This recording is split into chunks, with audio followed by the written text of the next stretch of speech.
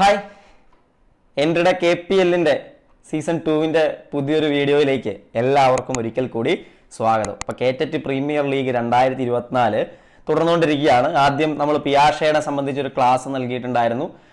അതിൽ നിന്ന് അതുമായിട്ട് റിലേറ്റ് ചെയ്തിട്ടുള്ള ഒരു സെറ്റ് ഓഫ് ക്വസ്റ്റ്യൻസ് നിങ്ങളിലേക്ക് എത്തിയിട്ടുണ്ടായിരുന്നു. അതേ മെത്തേഡിൽ തന്നെ ഇന്നും നമ്മളൊരു ടോപ്പിക്ക് ഡിസ്കസ് ചെയ്യാൻ പോവുകയാണ്. ആ ടോപ്പിക്കുമായിട്ട് റിലേറ്റഡ് ആയിട്ടുള്ള ക്വസ്റ്റ്യൻസ് നിങ്ങൾക്ക് ചെയ്യാൻ ക്വിസ് ചെയ്യാനായിട്ടുള്ള ഒരു അവസരം, ഫ്രീ എക്സാം സീരീസ് നിങ്ങൾക്ക് ഈ ഒരു വീഡിയോയുടെ താഴെ അതിൻ്റെ ഡിസ്ക്രിപ്ഷനിലും കമൻറ്റ് ബോക്സിലും ഒക്കെ ആയിട്ട് അവൈലബിൾ ആണ്. ഈ ക്ലാസ് കണ്ട ശേഷം ആ ലിങ്കിൽ കയറി ക്വസ്റ്റ്യൻ ആൻസറുകൾ ചെയ്തു നോക്കുക. അപ്പോൾ നിങ്ങൾക്ക് നിങ്ങളുടെ ലെവൽ എത്രത്തോളം ഉണ്ട് എന്ന് മനസ്സിലാക്കാനായിട്ട് സാധിക്കും. അതിൽ നിന്ന് കൂടുതൽ മെച്ചപ്പെടുത്താനായിട്ട് ശ്രമിക്കുക. ഇത്തവണ നമ്മൾ കേറ്ററ്റ് ക്രാക്ക് ചെയ്തേ പറ്റൂ, മുമ്പോട്ട് നമുക്കിതില്ലാതെ പറ്റത്തില്ല. അപ്പോൾ എന്തായാലും കൂടുതൽ ഇൻട്രഡക്ഷൻസ് ഒന്നും വേണ്ട. നിങ്ങൾ ആദ്യം ക്ലാസ് നന്നായി കാണുക, അതിനുശേഷം ക്വസ്റ്റ്യൻ നിങ്ങൾ ചെയ്തു നോക്കുക. ഓക്കെ, അപ്പോൾ നമുക്ക് ഇന്ന് നമ്മൾ ഡിസ്കസ് ചെയ്യാൻ പോകുന്നത് വൈഗോസ്കിയെ സംബന്ധിച്ചിട്ടുള്ള പ്രധാനപ്പെട്ട ചില വസ്തുതകളാണ്. അദ്ദേഹത്തിന്റെ പ്രധാനപ്പെട്ട ചില ആശയങ്ങളാണ്. സാമൂഹ്യ ജ്ഞാന നിർമ്മിതിവാദമൊക്കെ ആയിട്ട് ബന്ധപ്പെട്ട അദ്ദേഹം നമുക്ക് നൽകിയ ചില പ്രധാനപ്പെട്ട കൺസെപ്റ്റുകളുണ്ട്. അതിനെക്കുറിച്ചാണ് നമ്മൾ ഇന്ന് പഠിക്കാനായിട്ട് പോകുന്നത്. അപ്പോൾ ഒന്ന് രണ്ട് ചോദ്യങ്ങൾ മുൻ വർഷങ്ങളിൽ ചോദിച്ചിട്ടുള്ള കേറ്ററ്റിന്റെ ചോദ്യപേപ്പറിൽ നിന്ന് എടുത്തിട്ടുള്ള ഒന്ന് രണ്ട് ചോദ്യങ്ങൾ തന്നെ നമുക്ക് ആദ്യം ഡിസ്കസ് ചെയ്യാം. സാമൂഹ്യ ജ്ഞാന നിർമ്മിതി അഥവാ സോഷ്യൽ കൺസ്ട്രക്റ്റിവിസം, അതിന്റെ ഉപജ്ഞാതാവ് ആരാണ്? എബ്രഹാം മാസ്ലോ, ജീൻ പിയാഷെ, സിഗ്മണ്ട് ഫ്രോയിഡ്, വൈഗോസ്കി. അപ്പൊ സോഷ്യൽ കൺസ്ട്രക്റ്റിവിസം എന്ന് കാണുമ്പോൾ ഇനി മറക്കരുത്, വൈഗോസ്കി ആണ് അതിന്റെ ആളായിട്ട് വരുന്നത്. ഓപ്ഷൻ ഡി ശരിയായിട്ടുള്ള ആൻസർ. ZPD ആരുമായിട്ട് ബന്ധപ്പെട്ടിരിക്കുന്നു? ZPD zone of proximal development ആരുമായിട്ട് ബന്ധപ്പെട്ടിരിക്കുന്നു? വിഗോസ്കി ബ്രൂണർ ആണ്. പിയാഷെ ഗാഗ്നെ ആരാണ് ZPD ആയിട്ട് ബന്ധപ്പെട്ട് നിൽക്കുന്നത്? അതും വിഗോസ്കിയാണ്. സോൺ ഓഫ് പ്രോക്സിമൽ ഡെവലപ്മെന്റ്, വികാസത്തിന്റെ സമീപസ്ഥ മണ്ഡലം എന്ന് മലയാളത്തിൽ പറയും. അതിനെക്കുറിച്ച് നമുക്ക് പഠിക്കാനുണ്ട്. അപ്പോൾ രണ്ട് ക്വസ്റ്റ്യൻ കണ്ടു. ഇനി കൂടുതൽ ക്വസ്റ്റ്യൻസ് നമുക്ക് കാണാൻ പറ്റും ഇതിന്റെ അവസാനം. അതുപോലെ തന്നെ നിങ്ങൾക്ക് ഒരുപാട് ക്വസ്റ്റ്യൻസ് ആൻസർ ചെയ്യാനുള്ള ഒരു ഓപ്ഷൻ ആ ലിങ്കിലുണ്ട്, അത് യൂസ് ചെയ്യുക. അപ്പൊ സോവിയറ്റ് മനഃശാസ്ത്രജ്ഞനായിരുന്നു വൈഗോസ്കി എന്ന് പറയുന്ന മഹാനായ മനഃശാസ്ത്രജ്ഞൻ.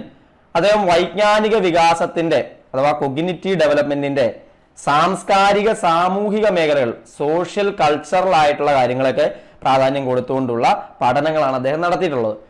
Consciousness as A problem in psychology of behaviour, the problem of the cultural development of the child, tools and symbols in child development തുടങ്ങിയവയാണ് അദ്ദേഹത്തിന്റെ പ്രധാനപ്പെട്ട കൃതിയായിട്ട് വരുന്നത്. അപ്പൊ സാംസ്കാരിക സാമൂഹിക മേഖലകൾക്ക് വൈജ്ഞാനിക വികാസത്തിലുള്ള സ്വാധീനത്തെ സംബന്ധിക്കുന്ന വളരെ പ്രധാനമായിട്ടുള്ള ആശയങ്ങൾ മുമ്പോട്ട് വെച്ച ആളാണ് വൈഗോസ്കി എന്ന് പറയുന്ന മനഃശാസ്ത്രജ്ഞൻ.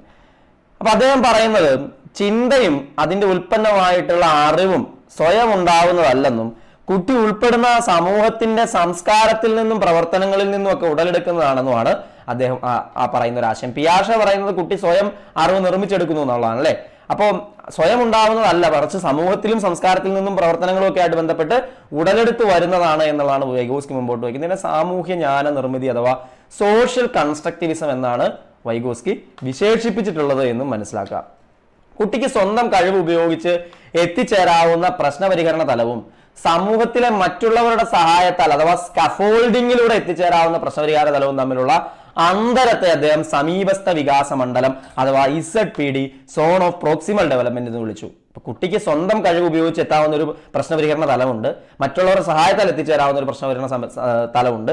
ഇതിന് ഇൻബിറ്റ്വീൻ ആയിട്ടുള്ള ആ സ്ഥലത്തെയാണ് സമീപസ്ഥ വികാസ മണ്ഡലം ZPD എന്നൊക്കെ അദ്ദേഹം വിളിക്കുന്നത്. അതിനെ വിശദമായിട്ട് നമ്മൾ മുമ്പോട്ട് പോകുമ്പോൾ ചർച്ച ചെയ്യുന്നുണ്ട്.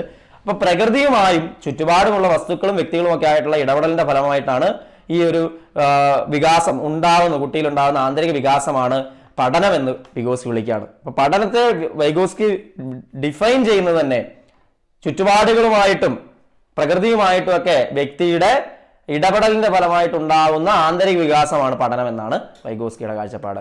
അപ്പൊ പഠനത്തിൽ സാമൂഹിക സാംസ്കാരിക ഘടകങ്ങൾക്ക് നൽകിയ പ്രാധാന്യം പരിഗണിച്ചുകൊണ്ട് സാമൂഹിക സോഷ്യോ കൾച്ചറൽ തിയറിയാണ് അദ്ദേഹത്തിന്റെ സാമൂഹിക സാംസ്കാരിക പഠന സിദ്ധാന്തം എന്നുള്ള പേരിൽ അറിയപ്പെടുന്നതും സോഷ്യൽ കൺസ്ട്രക്റ്റിവിസം തന്നെയാണ് എന്നുള്ളതുകൂടി മനസ്സിലാക്കുക.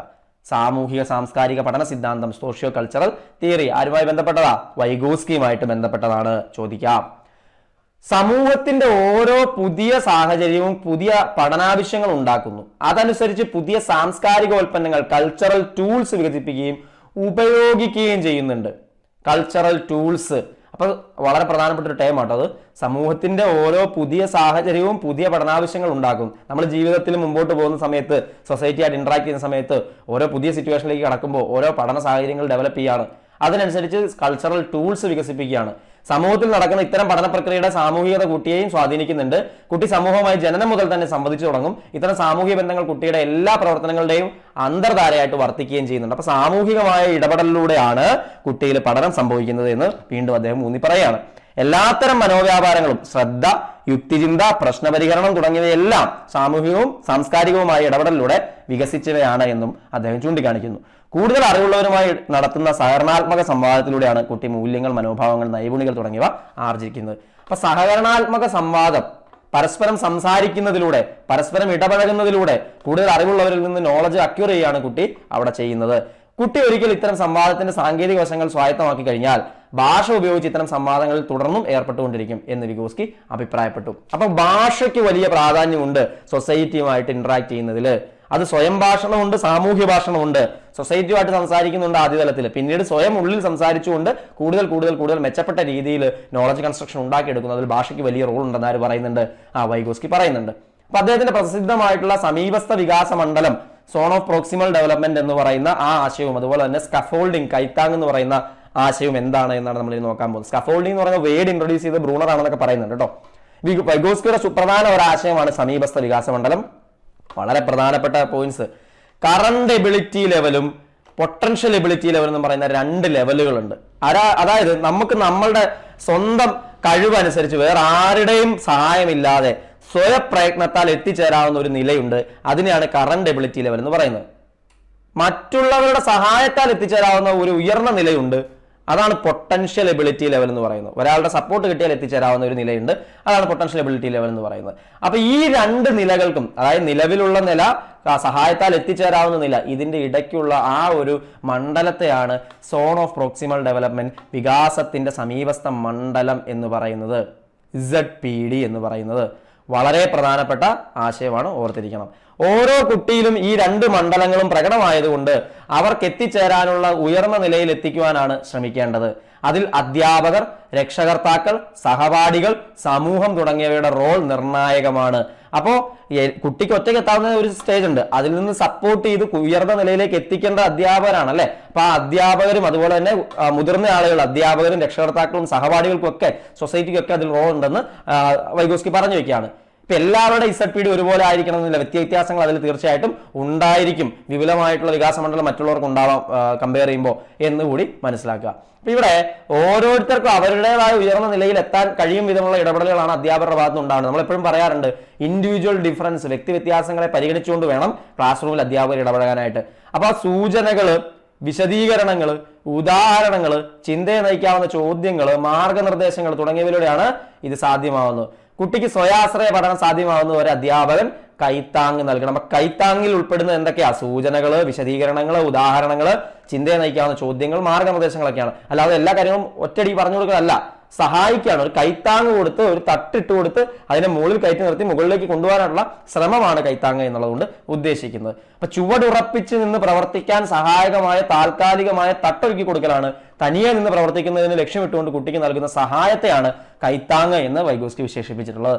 ഓരോ കുട്ടിയുടെ ആവശ്യങ്ങൾ പരിഗണിച്ചായിരിക്കണം കൈത്താങ് നൽകേണ്ടത് എന്നുള്ളതും അദ്ദേഹം വിശദമായിട്ട് പറയുന്നുണ്ട്. പിന്നെ അദ്ദേഹം പറഞ്ഞ 2 പ്രധാനപ്പെട്ട ആശയങ്ങളുണ്ട്. അർത്ഥപൂർണമായ സാമൂഹിക സന്ദർഭങ്ങൾ പഠനത്തെ ഫലപ്രദമാക്കുന്നു. ഇപ്പൊ സാമൂഹികമായിട്ടുള്ള ഇടപെടലുകളാണ് തീർച്ചയായിട്ടും പഠനത്തെ മികച്ചതാക്കുന്നതെന്ന് പറഞ്ഞല്ലോ. സംവാദാത്മകത പഠനത്തെ ശക്തിപ്പെടുത്തുന്നുണ്ട്. സംവാദാത്മകത, അതായത് നമ്മൾ സംസാരിക്കുമ്പോൾ, നമ്മൾ പരസ്പരം കമ്മ്യൂണിക്കേറ്റ് ചെയ്യുമ്പോൾ ലാംഗ്വേജിലൂടെ, സംവാദാത്മകതയിലൂടെ പഠനം കൂടുതൽ മെച്ചപ്പെടുന്നുണ്ട്. ഇപ്പൊ വിഗോസ്കി നിർദ്ദേശിച്ചിരിക്കുന്ന പഠന രീതികളായിട്ടുള്ള കാര്യങ്ങൾ ഏതൊക്കെയാണ്?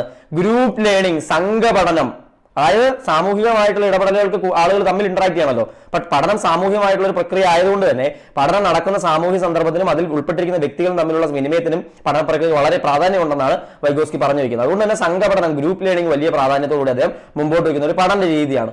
മറ്റുള്ളവരുടെ നിലപാടുകളും വാദഗതികളും മനസ്സിലാക്കാനും തങ്ങളുടെ നിലപാടുകൾ മറ്റുള്ളവരെ ധരിപ്പിക്കാനുള്ള കഴിവ് പഠന പ്രക്രിയയിൽ വിലപ്പെട്ടതാണ്. പഠിതാക്കൾക്ക് പരസ്പരം സംസാരിക്കുവാനും മറ്റുള്ളവർ പറയുന്നത് കേൾക്കുവാനും അവസരം നൽകുന്ന പഠന സന്ദർഭങ്ങളിലൂടെ വിജ്ഞാനം എന്നത് പങ്കുവയ്ക്കാൻ കഴിയുന്നതും സാമൂഹികമായി നിർമ്മിക്കാൻ കഴിയുന്നതുമാണെന്ന ആശയം പഠിതാക്കളിൽ എത്തിക്കാനായിട്ട്, വളർത്തിയെടുക്കാനായിട്ട് സാധിക്കുന്നുള്ളതാണ്.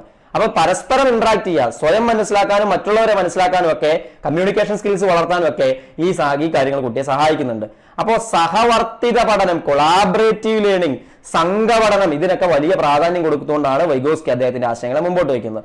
ഈ സംവാദാത്മക പഠനമുണ്ട്, ഉയർന്ന തലത്തിലുള്ള പഠനം നടത്തുന്നതിനുള്ള ഒരു രീതിയാണ് ഈ സംവാദം എന്ന് പറയുന്നത്. ഒരാശയത്തെയോ പഠനത്തെയോ കേന്ദ്രീകരിച്ച് രണ്ടോ അതിലധികമോ പേർ അന്യോന്യം ആദരവോടെ ആശയങ്ങൾ പങ്കുവയ്ക്കുന്ന രീതിയാണ് ഇവിടെ സംവാദം എന്ന പദം കൊണ്ട് അർത്ഥമാക്കുന്നത്. ആശയങ്ങൾ ഉന്നയിക്കുകയും ചർച്ച ചെയ്യുകയും ന്യായീകരിക്കുകയും തെളിവുകൾ നിരത്തുകയൊക്കെ ചെയ്യുന്നത് ഇതിൽ നടക്കും.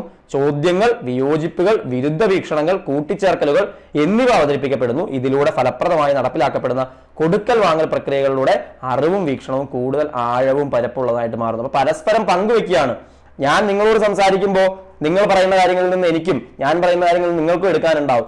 ഞാൻ പറഞ്ഞ കാര്യങ്ങളിൽ എനിക്ക് തിരുത്തലുകൾ വരുത്താനുണ്ടാവും. ഇത്തരത്തിൽ ഏറ്റവും മികച്ച രീതിയിൽ കമ്മ്യൂണിക്കേറ്റ് ചെയ്തുകൊണ്ട് നമുക്ക് അറിവ് നിർമ്മിക്കാൻ പറ്റുന്ന ഒരു രീതിയാണ് സംവാദാത്മക പഠനം എന്ന് പറയുന്നത്. സംവാദത്തിന് സാധ്യതയുള്ള പ്രവർത്തനങ്ങൾ ഏതൊക്കെയാ? ഗ്രൂപ്പ് ചർച്ച, പൊതുചർച്ച, പാനൽ ചർച്ച, സെമിനാർ, സിംപോസിയം, സംവാദം തുടങ്ങിയവയെ സംവാദാത്മക പ്രവർത്തനങ്ങളെന്നും ചർച്ചാ രൂപങ്ങളെന്നും വിളിക്കാറുണ്ട്. അടുത്താണ് സഹവർത്തിത പഠനം. ഇപ്പൊ ഗ്രൂപ്പിന് പൊതുവായ ഒരു പഠന ലക്ഷ്യം കൊടുത്തുകൊണ്ട് ഭിന്ന നിലവാരത്തിലും വിവിധ സാമൂഹിക പശ്ചാത്തലത്തിലുമുള്ള കുട്ടികളായിട്ടുള്ള ഗ്രൂപ്പുകളെ ഫോം ചെയ്യും. ഇപ്പൊ പ്രശ്നം പരിഹരിക്കാനുള്ള ശ്രമത്തിൽ ഓരോ കുട്ടിയും സ്വയം പഠിക്കുകയും മറ്റംഗങ്ങളെ പഠനത്തിന് സഹായിക്കുകയും ചെയ്യുന്ന ഒരു മെത്തേഡാണ് ഈ സഹവർത്തിത പഠനം അഥവാ കൊളാബറേറ്റീവ് ലേണിംഗ് എന്ന് പറയുന്നത്. പരസ്പരം പങ്കുവെച്ചും സംവദിച്ചും ധാരണകൾ മെച്ചപ്പെടുത്തിയും അറിവ് നിർമ്മിക്കുന്നു. പഠന പ്രക്രിയയുടെ ഓരോ ഘട്ടത്തിലും ടീച്ചർ ആവശ്യമായ കൈത്താങ്ങ് നൽകുന്നു. ഒന്നിലധികം ആളുകളുടെ കാഴ്ചപ്പാടുകൾ, അനുഭവങ്ങൾ, ആലോചനാ രീതികൾ, പരിഹരണ തന്ത്രങ്ങൾ എന്നിവയുമായി തട്ടിച്ചു നോക്കാനും തൻ്റേതിൽ വരുത്തേണ്ടുന്ന മാറ്റങ്ങളെക്കുറിച്ച് തിരിച്ചറിവ് ലഭിക്കുവാനും അത് കുട്ടികൾക്ക് അവസരം നൽകുന്നുണ്ട് എന്നുള്ളതാണ് ഈ ഒരു കൊളാബറേറ്റീവ് ലേണിംഗിന്റെ ഗുണം എന്ന് പറയുന്നത്. ചിന്തിക്കാനും വിശകലനം ചെയ്യാനുമുള്ള കുട്ടിയുടെ കഴിവിന് മൂർച്ചയേറുന്നു. കുട്ടിയുടെ സ്വയം വിലയിരുത്തലിനുള്ള കഴിവും കൂടുതൽ മെച്ചപ്പെടുത്താനുള്ള ആഗ്രഹവും പുഷ്ടിപ്പെടുന്നു.